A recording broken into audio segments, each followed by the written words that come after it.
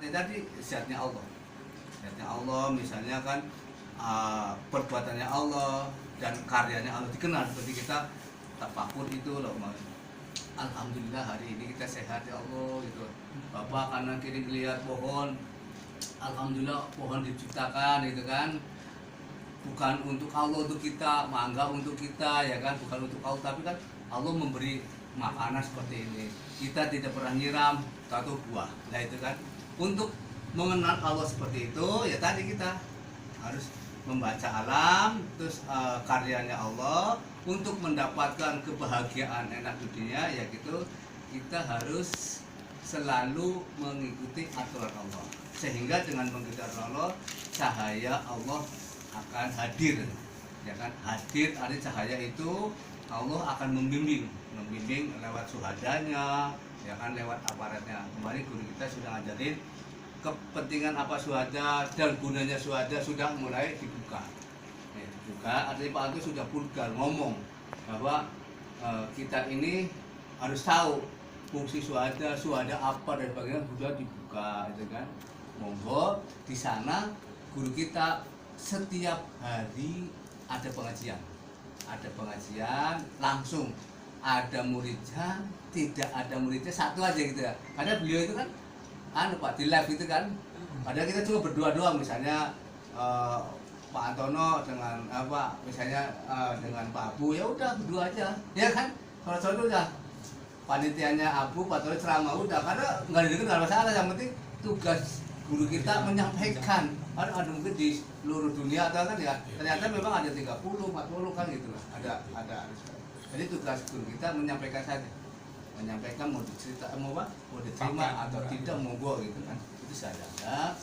Nah kita sebagai muridnya monggo didukung, artinya kita monggo ya tadi kita sudah ngomong, guru yang mursyid itu ya, guru yang selalu merawat kitanya itu open. Karena kedua kita juga di sisi lain, kita manusia harus kenal Allah, makrifat itu kenal Allah artinya gini Pak, kita ini sebagai wakil Allah ya kan, wakil Allah kan.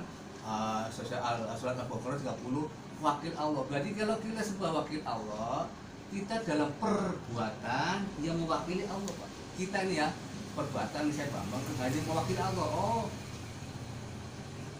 Allah pengennya begini, sampaikan gitu kan.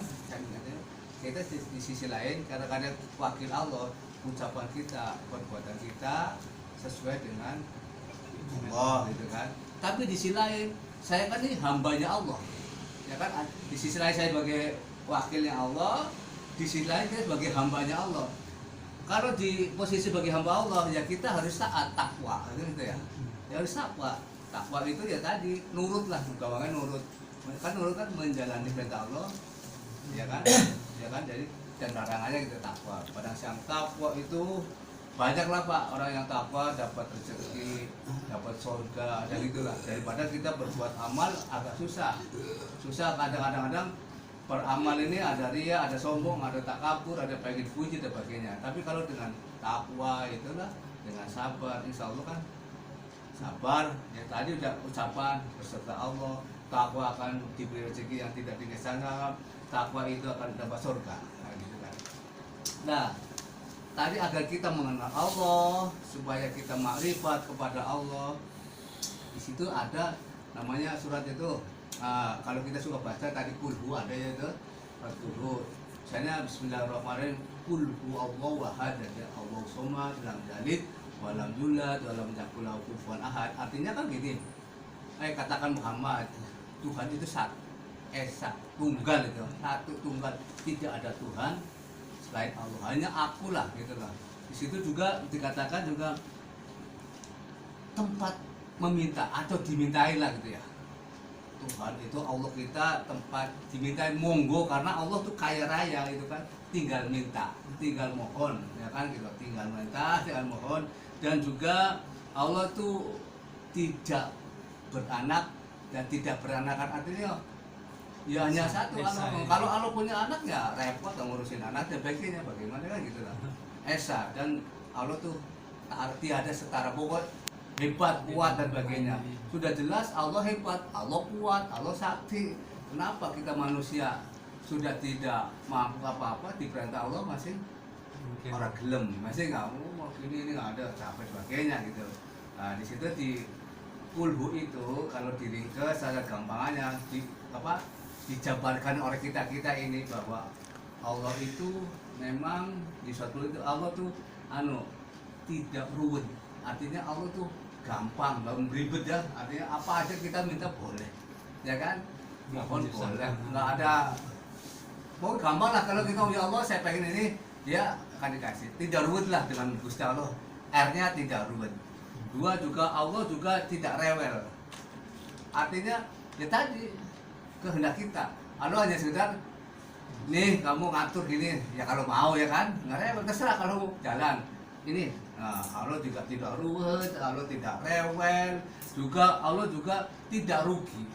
Kayak mau dimintain apa aja bebas, raya nggak akan rugi, ya kan gitu. Kurang.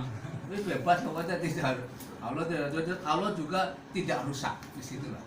Nah ini harus paham gitu, makanya di situ kita sebagai hambanya Allah tinggal nurut aja Pak, tinggal nurut aja. Hati kata tadi takwa itu. Nah, tinggal nurut, jadi sehingga kita harus paham kepengennya Allah gini ikutin aja, karena di situ sudah tadi kita kemarin ya dibahas bahwa manusia hidup kita tidak ada pilihan, artinya tidak pilihan itu sudah ada foto dan kodanya itu kan, dan sudah ditetapkan situ ya kan, bisa foto dan kodar akan dirubah lewat doa. Kan Allah menciptakan manusia pasti ya Pak baik, tujuannya baik, enak tujuan baik, tinggal kitanya ini jalani, tinggal kitanya jalani gitu kan. Yang mana ikutin aja aturan Allah aja. Kita sebagai ya hambanya Allah ya tadi harus menjalani aturan Allah, takwanya Allah. Karena adapun misalnya kita tidak enak diuji, ya tujuannya Allah bukan untuk menyakiti, tujuannya untuk mengukur sejauh mana kamu diuji aku, diuji Allah, artinya sabar enggak untuk menguji kesabaran. Kalau sudah ada jual kita sabar, ya tadi apa hadiahnya surga lah gitu lah. Nah itu yang sedang untuk mencapai itu Pak, diuji untuk sejauh mana kamu kesabarannya kayak gitu loh. Itu dan kalau diuji minimal dosa kita sudah berkurang, minimal dosa tidak kurang, sudah kurang. Diuji untuk meningkatkan derajat, minimal seperti itu ya. Bagaimana kita tinggal menyikapi, oh iya ya saya begini, jadi nggak ada ruginya sebetulnya sih. Tidak ada, manusia tidak ada ruginya, cuma kalau baik-baik, cuma kalau tadi kalau kita misalnya ngeluh kesal dan bagaimana gitu ya, sehingga kita manusia tuh kebanyakan rugi ya kan, manusia pasti rugi ya kan gitu. Padahal kalau kita ya kata Allah begini ya wis lah gitu, ada iya dulu Pak, iya dulu, adapun menjalani tidak mampu gimana lagi kan, sama itu dong langkah kita gitu, jalani dulu maksimal dulu, jalani dulu, adapun nyampe tidak nyampe ya urusan Allah. Jadi kalau nyampe tidak nyampe ya urusan Allah itu. Dengan ayat-ayat yang tadi kita sampaikan benar Pak, jadi Allah akan benar-benar menguji kita. Menguji itu bukan artinya untuk menyakiti, tapi itu menguji itu sejauh mana manusia diuji dengan kesabaran. Kalau ujian itu yang kita sudah pelajari bareng-bareng, ujian kan dari Allah ya kan, ujian dari Allah juga, yang ngajarin Allah, jawabannya pun dari Allah gitu kan.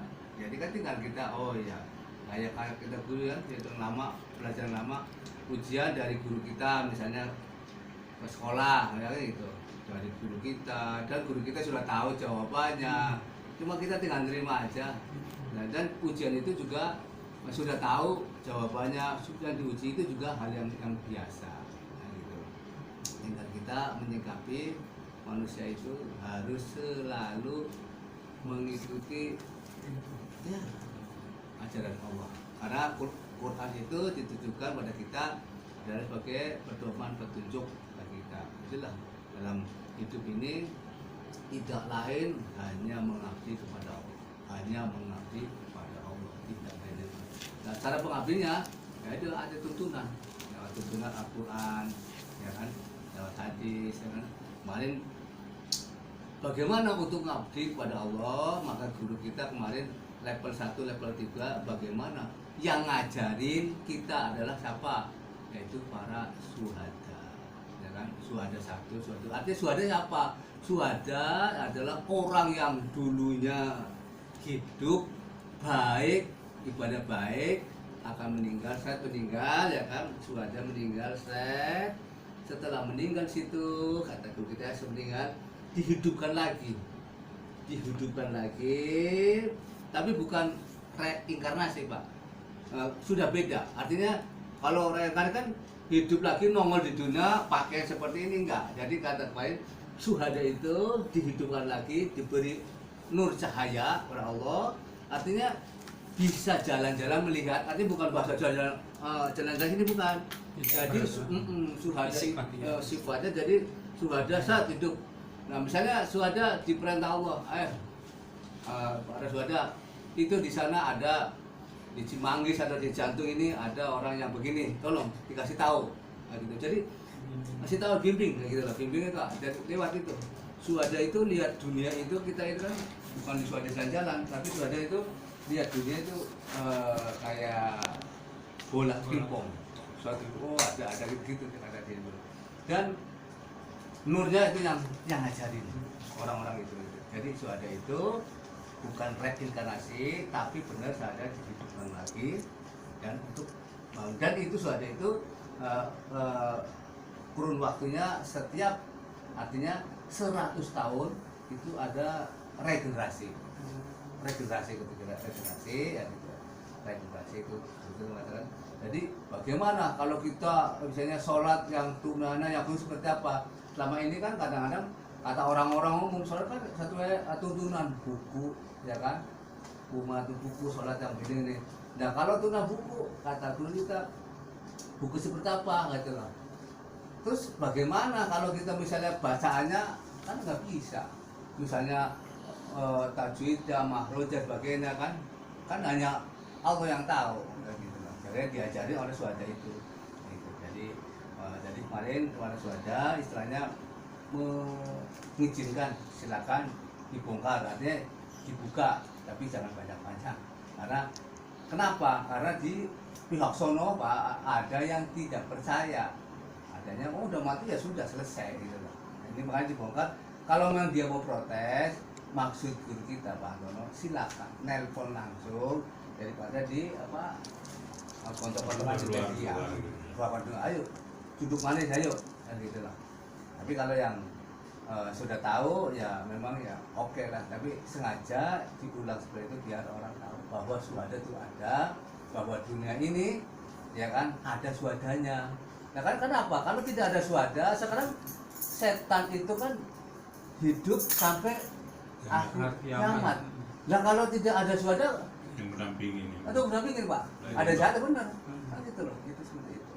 Jadi bahwa kita ayo monggo kita pada jamaah kita ngeriung gabung ke sana ngaji lah. Ada ya tidak perlu harus setiap hari, kan di situ juga di YouTube ada. Cuma maksud kita ini ayolah minimal sebulan sekali ngomong ngobrol-ngobrol. Ngomong kan kita di Rasul itu Pak ya kan ngomong itu. Sudah pengennya misalnya Abu Jahal, aku ini paman saya dan sebagainya gitu kan. Ayo gitu loh. Sudah mendoakan, tapi ya di doa itu tidak mau mendekat, akhirnya hidayah kurang gitu lah. Monggo pokoknya kan karena guru kita sudah jamaah kita sudah doain ya Allah jemaah kita agar selamat dunia akhirat begini, kita setermuka aja Pak, setermuka tok gitu loh, setermuka udah langsung makan tidur terus setiap malam minggu ya hari minggu santai. Niatnya gini Pak, saya mau ke Sawung ya kan, ya tadi mau ngaji hanya karena Allah menyediakan waktu. Ini Pak saya bocorin ya kan, Pak Antono katanya untuk menjadi muridnya para anak sudah ada misalnya Syekh Abdul Ghani harus 20 jam kita berzikir, harus ingat pada Allah. Itu bagaimana Pak? Itu saya tanya gitu loh, zikirnya apa? Nah, kayak gitu kan. zikirnya apa. Ternyata tadi Pak, zikirnya bukan la ilaha illallah sampai 24 jam.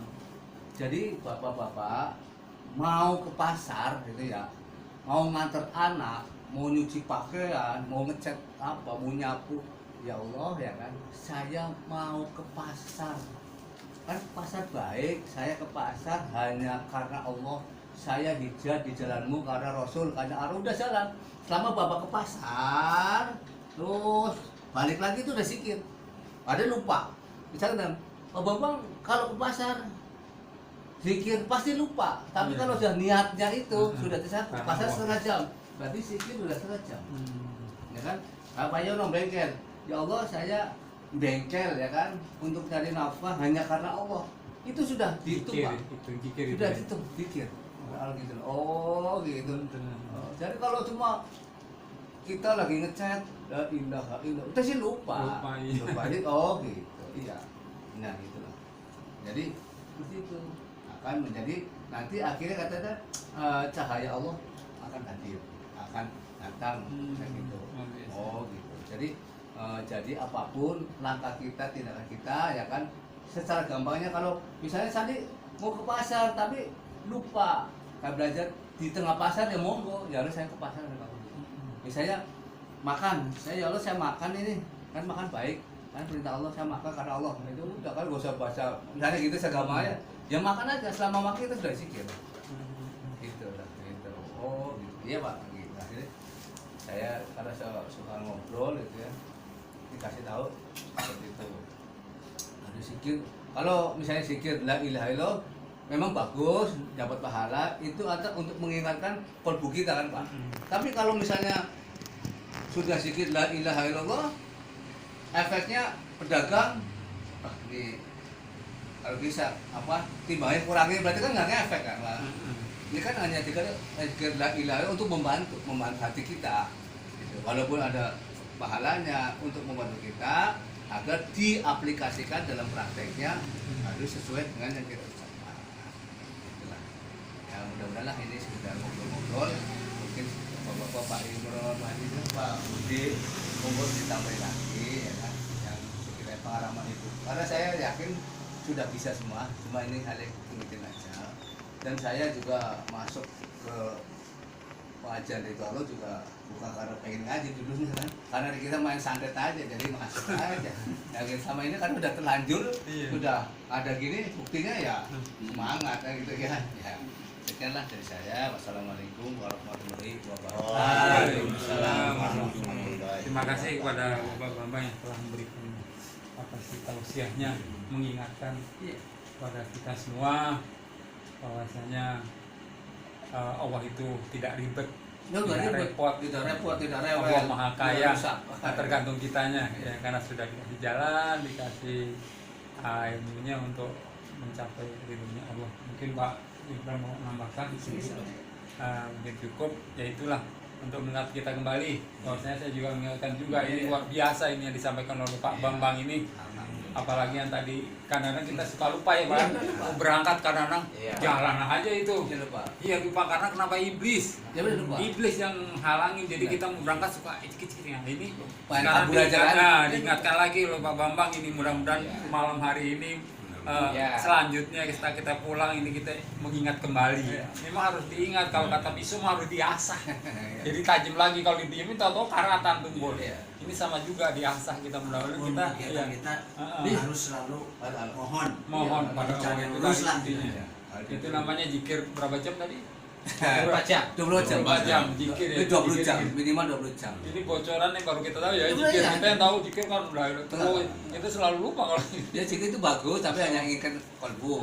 Itu praktek. Kalau ini enggak Pak, artinya udah misalnya tadi lupa saya udah berangkat ngaji ya misalnya ngaji lupa misalnya udah saya jalan ya Allah saya lagi ngaji nih ya Allah ini karena Allah ya itu boleh kadang belajar itu apa yang kita perbuat Allah gitulah itu begitu. Saya bocor Pak gitu. Alhamdulillah terima kasih banyak Pak Bambang dan mungkin yang lain akan menyampaikan juga silakan. Saya nggak mau Mas Pai biasanya menyampaikan yang sudah. Baru nanti ngobrol apa. Ya baiklah Bapak yang hadir pada malam hari ini demikianlah rangkaian taklim kita dari awal sampai dengan akhir. Semoga apa yang telah disampaikan oleh saudara kita, teman kita, dan juga semua Allah meridhoinya dan dijadikan ibadah yang terbaik Allah SWT. Saya selaku membawa acara kurang lebih mohon maaf, dan marilah taklim kita dengan kita membaca hamdalah. Alhamdulillahirabbil alamin. Wabillahi taufiq wal hidayah. Assalamualaikum warahmatullahi wabarakatuh.